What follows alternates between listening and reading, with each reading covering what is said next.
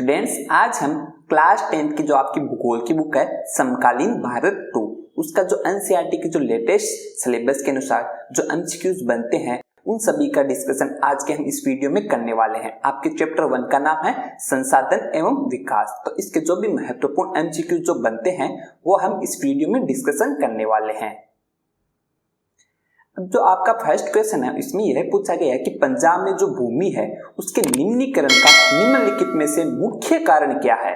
तो जो हम जानते हैं कि पंजाब रीजन है वहां पे मुख्यतया नदियां बहुत ज्यादा पाई जाती है, तो इसलिए वहां पे जो भूमि है उसके निम्नीकरण का मुख्यतया कारण क्या है? अत्यधिक सिंचाई। ऑप्शन सी आपका सही आंसर हो जाएगा। अब नेक्स्ट क्वेश्चन है कि निम्नलिखित में से किस प्रांत में सीढ़ीदार या सोपानी खेती की जाती है। जब भी आप यह शब्द देखो सीढ़ीदार तो आपके दिमाग में यह आना चाहिए कि यह कोई पहाड़ी रीजन होना चाहिए। तो आपको ऑप्शन में यह चेक करना है कि उनमें से पहाड़ी रीजन कौन सा क्षेत्र है। पंजाब, हरियाणा और उत्तर प्रदेश के मैदान, तो ये सभी मैदानी रीजन है, जबकि जो उत्तराखंड है वो पहाड़ी रीजन है, इसलिए आपका ऑप्शन डी सही आंसर हो जाएगा।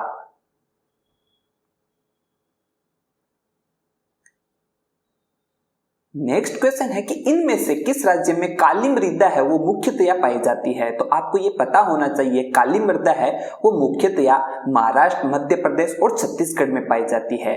तो इसका सही आंसर क्या हो जाएगा? Option C.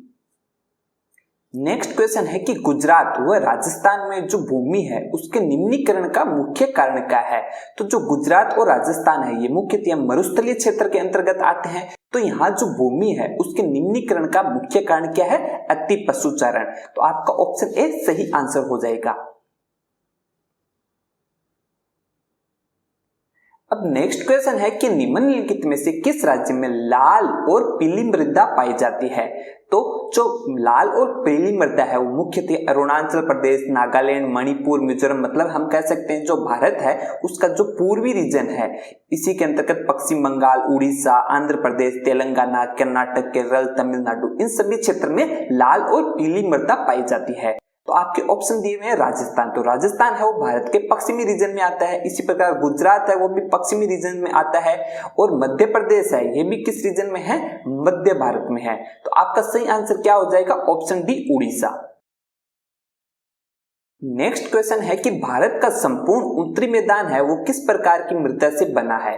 तो जो संपूर्ण उत्तरी मैदान है वहां पे क्या है? नदियां हैं, वो नदियां अपने क्या डेल्टा का निर्माण करती है। तो यहाँ मुख्यतया कौन सी मृदा पाई जाती है? जलोढ़ मृदा। ऑप्शन सी आपका सही आंसर हो जाएगा। अब नेक्स्ट क्वेश्चन है कि प्रायद्वीपीय भारत की नदी घाटियों में कौन सी मिट्टी मिलती है। तो आपको ये सबसे पहले ध्यान रखना है, जहां भी नदी है वो नदी जो घाटियां हैं वहां पर जो घाटियों में वो नदियां क्या बनाती है? जलोढ़ मृदा का निर्माण करती है। तो इसका सही आंसर क्या हो जाएगा? ऑप्शन डी जलोढ़ मिट्टी। नेक्स्ट क्वेश्चन है कि भारत में सबसे अधिक विस्तार किस मृदा का है। तो जो अधिक विस्तार है वो भी कौन सी मृदा है? जलोढ़ मृदा। ऑप्शन ए आपका सही आंसर हो जाएगा। अब नेक्स्ट क्वेश्चन है कि भारत में जो जलोढ़ मृदा है वो कितने प्रकार की होती है। तो मुख्यतः जो जलोढ़ मृदा है वो दो प्रकार की होती है, एक का नाम होता है बांगर और दूसरी होती है खादर। अब जो बांगर होती है वो तो पुरानी मिट्टी होती है, और जो खादर होती है वो नवीन जलोढ़ मृदा कहलाती है। अब क्वेश्चन नंबर 10, तो जलोढ़ मिट्टी में कौन से तत्व पाए जाते हैं आपको ये बताना है। तो जलोढ़ मिट्टी में पोटास, फास्फोरस, चूना, ये सभी तत्व पाए जाते हैं। तो आपका सही आंसर क्या हो जाएगा? Option D. अब जो नेक्स्ट क्वेश्चन है उसमें यह पूछा गया है जो गन्ना, चावल और गेहूं की खेती के लिए सबसे उपयुक्त मृदा को आपको बताना है। तो कोई भी खेती की जाती है उसके लिए जो सबसे उपयुक्त मृदा होती है वो कौन सी मृदा होती है? जलोढ़ मृदा। आपका ऑप्शन ए सही आंसर हो जाएगा। नेक्स्ट क्वेश्चन है कि काली मृदा उपयुक्त है। काली मृदा किसके लिए उपयुक्त होती है? कपास की खेती के लिए। काली मृदा को रेगर मृदा भी कहते हैं। तो ये क्वेश्चन इस प्रकार से भी पूछा जा सकता है कि रेगर मृदा किसके लिए उपयुक्त है। तो वो भी किसके लिए उपयुक्त होगी? कपास के लिए।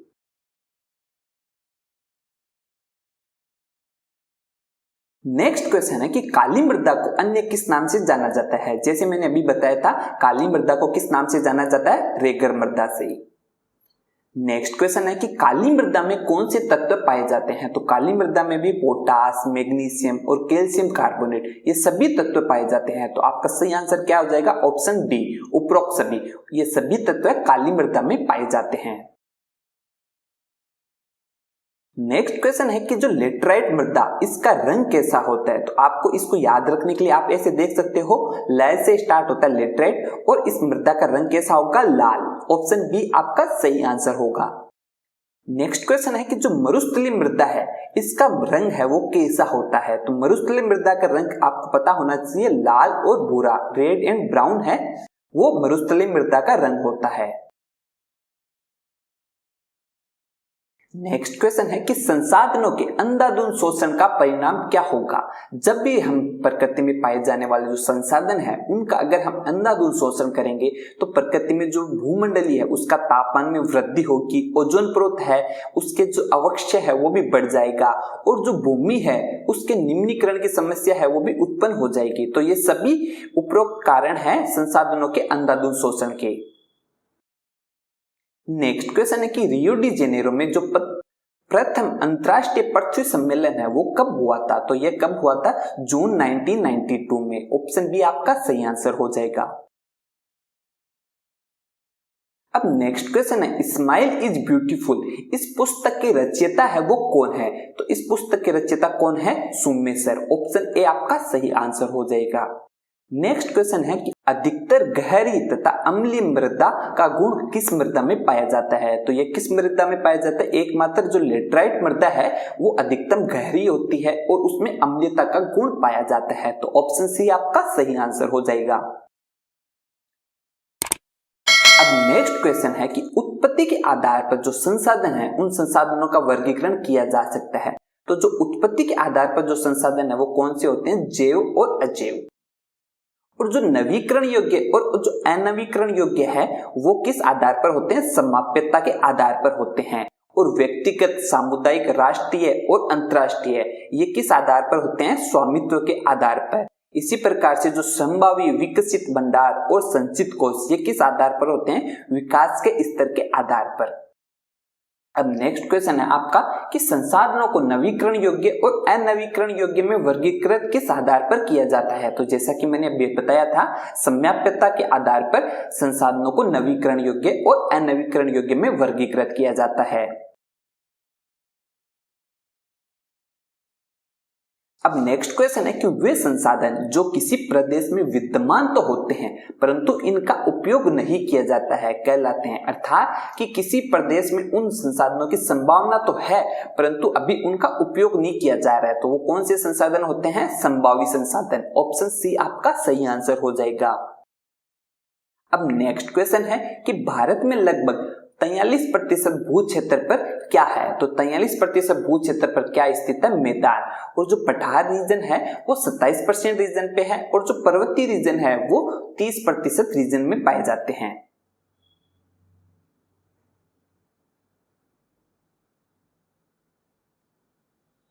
नेक्स्ट क्वेश्चन यही पूछ लिया गया है कि भारत में लगभग 27% भू क्षेत्र पर क्या पाया जाता है, पठार। तो ऑप्शन ए आपका सही आंसर हो जाएगा। इसी प्रकार से नेक्स्ट क्वेश्चन में यह भी पूछ लिया गया है कि भारत में लगभग 30% भू क्षेत्र पर क्या है। तो 30% भू क्षेत्र पर क्या है, पर्वत। ऑप्शन सी आपका सही आंसर हो जाएगा। अब नेक्स्ट क्वेश्चन में यह पूछा गया है कि भारत का कुल भौगोलिक क्षेत्रफल कितना है। तो आपको ये याद होना चाहिए, तो भारत है उसका टोटल जो भौगोलिक क्षेत्रफल है वो 32.8 लाख वर्ग किलोमीटर है। इसी के अनुसार भारत के कुल सूचित क्षेत्र के कितने प्रतिशत हिस्से पर खेती की जा सकती है वो आपको बताना है। तो केवल 54% भाग है उसी पे खेती की जा सकती है। बाकी जो भूमि है वो खेती के लिए उपयुक्त नहीं है, इसलिए उस भूमि पर खेती नहीं की जा सकती है। केवल 54% जो भाग है उसी पर खेती की जा सकती है।